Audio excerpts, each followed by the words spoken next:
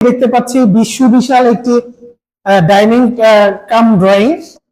এই ড্রয়িং রুমে আমরা দেখতে পাচ্ছি একটা বিশাল স্পেস আছে এবং যথেষ্ট পরিমাণে আলো বাতাস আছে এবং হচ্ছে এই লবির সাইজটা আমরা 24 ফিট বাই 13.5 ফিট বা 14 ফিট আছে এই লবিটিতে। আমাদের অন্যান্য প্রজেক্টের ক্ষেত্রে আমরা এই লবিতে কার্পেট টাইলস এবং ইন্টেরিয়র খুব সুন্দর ইন্টেরিয়র ডিজাইন রাখবো। আপনারা এর আগেও আমাদের আগের ভিডিওগুলোতে দেখেছেন আমাদের প্রজেক্টগুলোতে সম্পূর্ণ ইন্টেরিয়র ডিজাইন হয়ে থাকে। তো আসেন আমরা আমাদের এই প্রজেক্টটিতে কি কি হবে এটা একটু বিস্তারিত দেখি।